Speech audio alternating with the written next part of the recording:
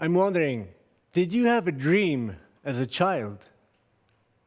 You know, like one day when I'm big, I'm going to be a pilot, a fireman, or a movie star. I had such a dream. It even became reality. And then one day, all of a sudden, it just stopped. I would like to take you on my journey with many highs and many lows, just like our beautiful Swiss mountains. I would like to start with a high, my childhood. Happy boy, huh? I have great parents, a cooler older brother, mostly. Growing up, we did everything together. We lived in a nice neighborhood. We had many kids to play with. There was not a cloud in the sky. Until one day, I was about 8 years old, and my older brother Sven destroyed my poster of Jaromir Jagr. My big idol back in the day. You guys all know who Jaromir Jagr is? If not, let me help you out. This, with the sick hair, is Jaromir Jagr, a Czech legend in the NHL who has won everything there's to win in ice hockey, in the best league of the world. Huh? So, after my brother destroyed my poster, during weeks, I was sitting in my room, I was staring at this empty wall where my idol used to hang. And one day, it hits me. What if I become the next Jaromir Jagr?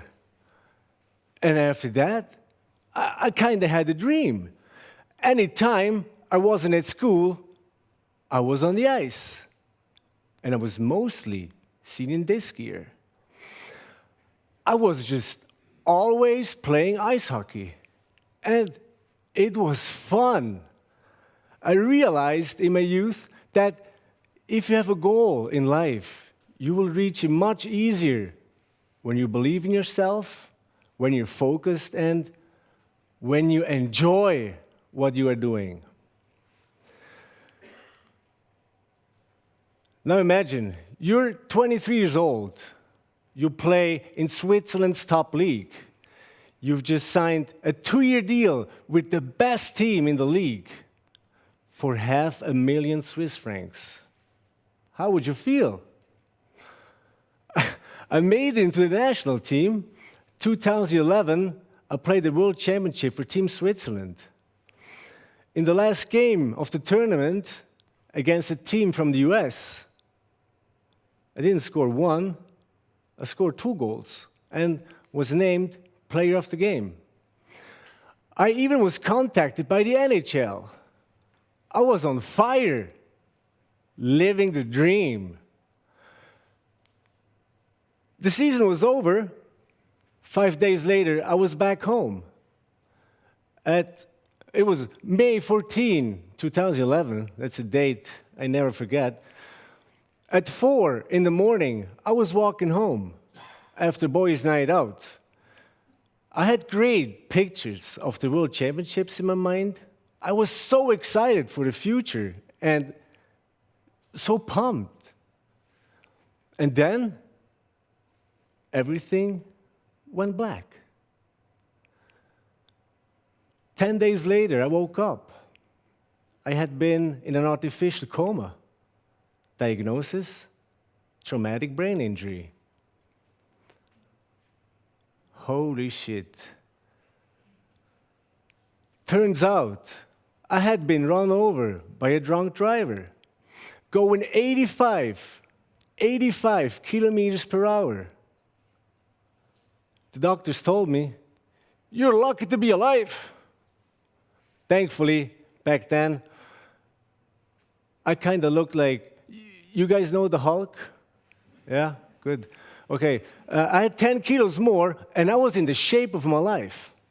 Anyone else would not have survived this. When I woke up, I was lying on this mattress in a hospital. I couldn't walk. I couldn't talk. I was given liquid nutrition, and I even had to wear diapers. My dream has fallen apart. I was in shock. Just a few days earlier, everything was so perfect. I had to get some rest. Sometime during my 3 months of rehabilitation, the doctors came to me, and they were like, "You're recovering well. You're making great progress. Ice hockey might be possible again one day." All I heard was, ice hockey impossible again. I mean, ice hockey was my longest and only relationship I had. My girlfriend for 20 years. And guess what? I wanted her back. I never wanted to blame myself for not trying. I had the goal again. After that, I tried everything to get my dream back. I did lots of physiotherapy, private ice training. I tried different kinds of therapies, and I saw specialists all over Switzerland. I even went to America to see Dr. Carrick in Atlanta. He's the best in the world when it comes to brains. I really tried everything. At the age of 24, I got a special permit, and I was allowed to start on the ice on a less intensive and physical level with the juniors. Up to the second league and up to the best league again. And yes, I was proud of myself being back. That was awesome. But there was a little problem.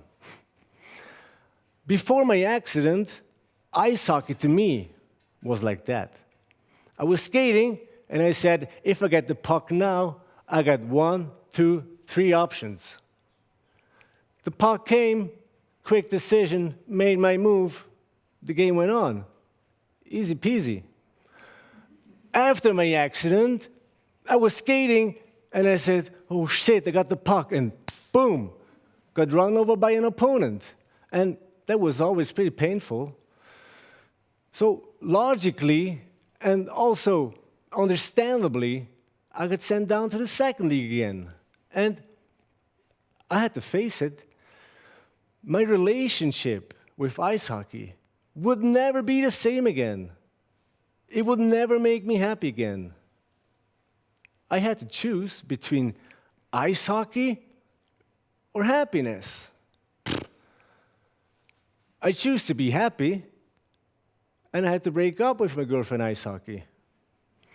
That was tough. What do we do? Or what do you do after a tough breakup? Yes, I know what you're thinking. We get the hell out of here. And that's what I did. I flew to South Africa. I was in Cape Town for a couple of weeks. One night, I was sitting at the beach. I watched the sunset with a glass of red in my left and a funny green cigarette in my right. And I just asked myself, and what now?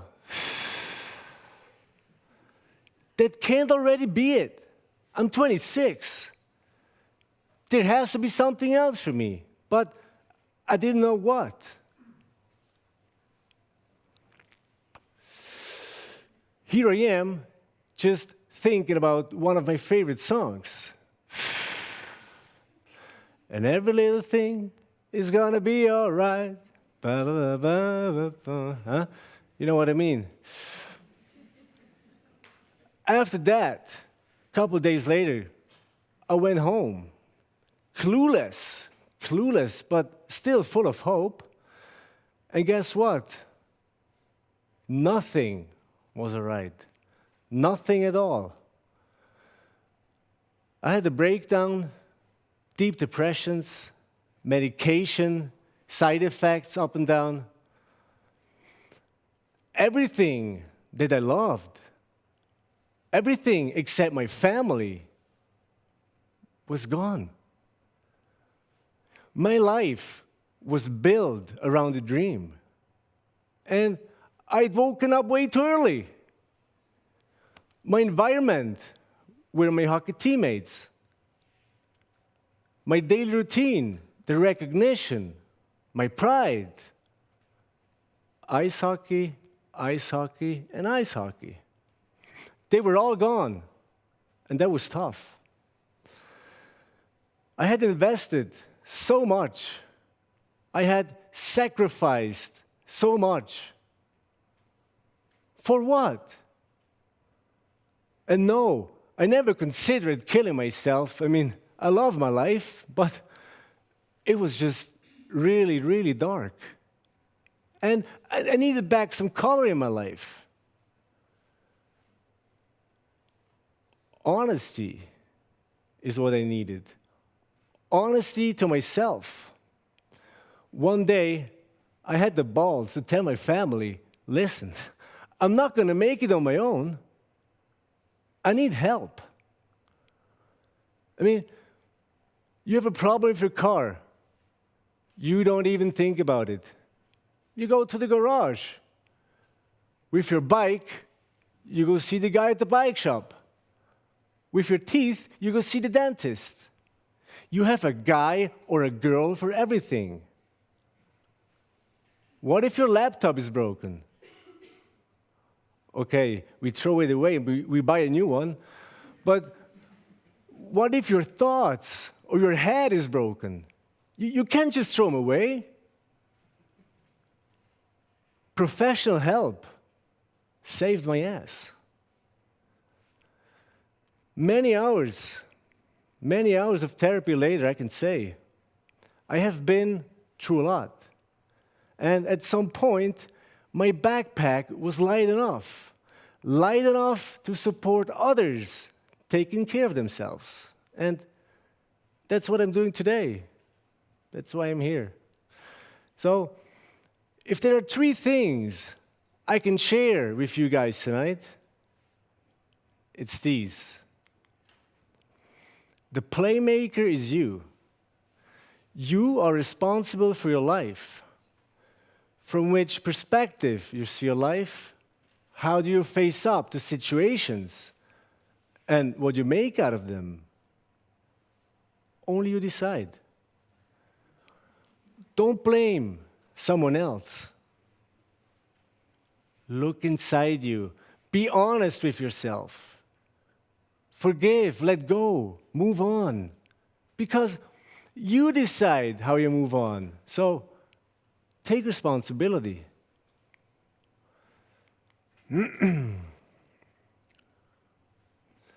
My family, what a beautiful picture. I love it. My family, my close friends, and the mother of my 2 sons have always been there for me during the toughest time of my life. During the toughest time of my life. If you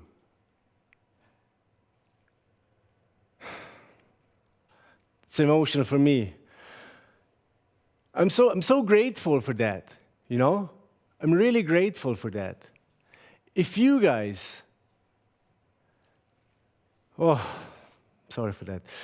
But I'm just saying, if you have,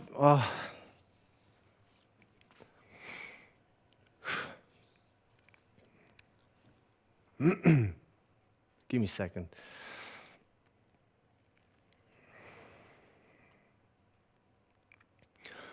Okay, so I'm really grateful for that. I want to ask you, please, take care of those people. Take time, especially for them. Because one day, when your life gets difficult, or maybe you're struggling, exactly these people will be there for you. They catch you. They listen to you, and they give you advice. So please, take care of them. Getting professional help was the best thing or the best decision I've ever made. I really had to work on myself, and I quickly realized that working on myself is by far the most difficult there is, but also by far the most rewarding thing I've ever done. And that's exactly why we have to talk about it. Mental health can't be a secret anymore, because in the end, we are the most important persons of our lives. That has nothing to do with being selfish, but how are we going to spread positive vibes, good energy, or even love to others if we don't even love ourselves? Think about it. I always followed my dream of becoming a professional ice hockey player. My dream got destroyed. If you have a dream in your life, and for whatever reason your dream gets cut short, please take care of yourself and create space for a new dream, because life goes on anyway, and you only get one.